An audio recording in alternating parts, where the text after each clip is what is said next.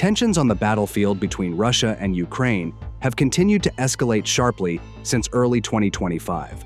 Amid the complex dynamics of the conflict, both sides have continued to develop increasingly calculated and lethal combat tactics and strategies. Surprisingly, in June and July, several reports from official and independent channels recorded an increase in the use of the Iskander missile system by the Russian military against various strategic Ukrainian targets. Iskander was used sequentially and systematically. This marked a shift in tempo and indicated a new, more focused and planned operational pattern.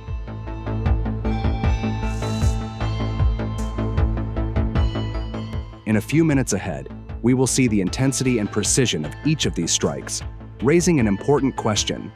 What exactly is the pattern of Russia's use of the Iskander system within a certain time? And which targets have been prioritized? Stay tuned.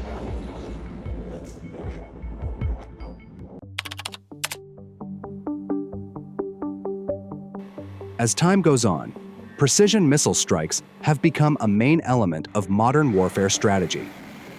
In the ongoing Russia-Ukraine conflict, the use of the Iskander system by Moscow has drawn major attention due to its significant impact on Ukraine's military infrastructure. The peak of the series of Iskander missile strikes by the Russian military occurred on July 10th in the Nikolayev region. Ministry of Defense Russia and Sputnik International, through their official channels, stated that an Iskander missile was launched at the temporary deployment area of the Ukrainian 35th Marine Brigade, located near Baratovka. The strike was claimed to have hit key positions of Ukrainian forces.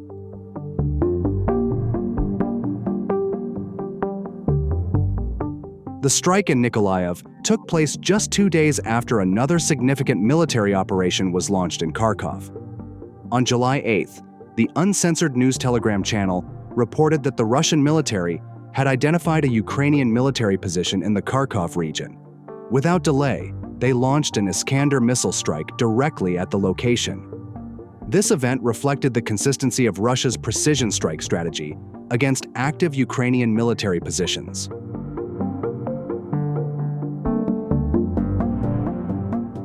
While recent strikes had largely targeted combat positions, by the end of June, the attention shifted toward facilities supporting Ukraine's military-industrial infrastructure. One such example occurred on June 28th, when the Telegram channel The Wrong Side released footage showing an Iskander missile strike on an industrial facility in Chuguev. Independent sources indicated that the site was used for assembling and producing UAVs belonging to the armed forces of Ukraine, including models with extended flight range.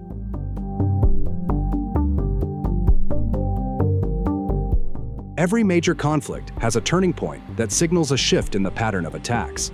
In the case of the Iskander missile strikes, there must have been a moment that marked the beginning of a more intense escalation on the Ukrainian battlefield.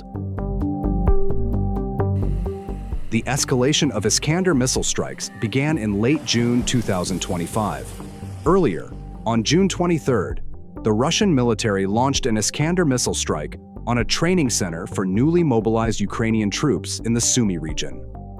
Ministry of Defense Russia stated that up to 14 units of Ukrainian military equipment were destroyed in the attack. This strike marked the beginning of a series of subsequent operations that grew increasingly intense and targeted.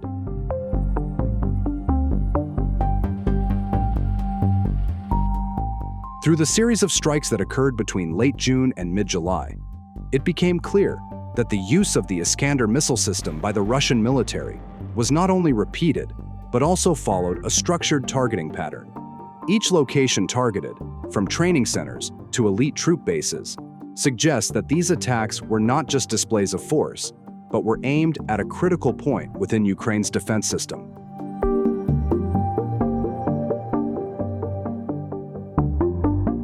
This raises an important question. Why were these particular locations chosen? And what makes a site significant enough to be struck by a high-precision ballistic missile like the Iskander? Check this out.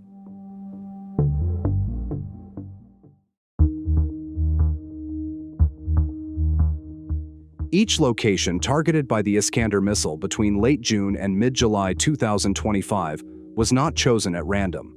Upon closer examination, this structured and consistent targeting reflects an approach that indicates Russia wasn't just launching strikes as a form of pressure, but rather executing a systematic strategy to dismantle Ukraine's military defense network.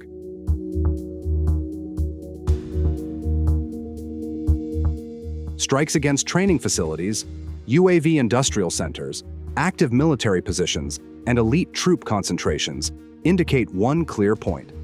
These targets represent key components of Ukraine's military system, not only in physical terms, but also in their functional roles. If training centers are disabled, troop regeneration is disrupted. If UAV production facilities are destroyed, Ukraine's non-military aerial capability, which has long served as a battlefield equalizer, comes under pressure. When active combat positions are hit, it means the primary lines of defense are being directly weakened. And when elite units such as the Marines are targeted, it reflects an effort to eliminate high combat efficiency forces before they can be fully deployed.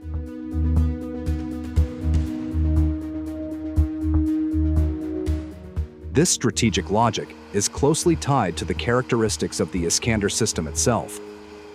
With its medium range, pinpoint accuracy, and supersonic speed, the system is not designed for random strikes, but rather to destroy high-value targets in the shortest time possible and with minimal risk.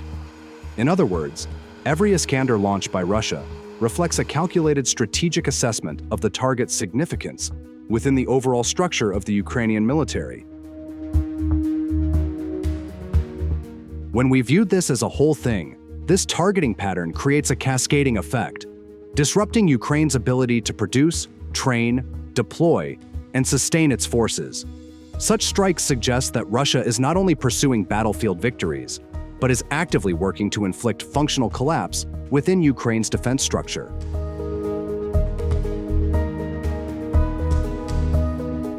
Thus, the selection of Iskander strike locations is not only for a tactical response from Russia, but part of a midterm strategic campaign, where each target is chosen not for its physical size, but for its contribution to the continuity of Ukraine's military capability.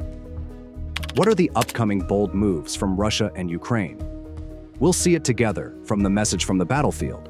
Thank you for watching.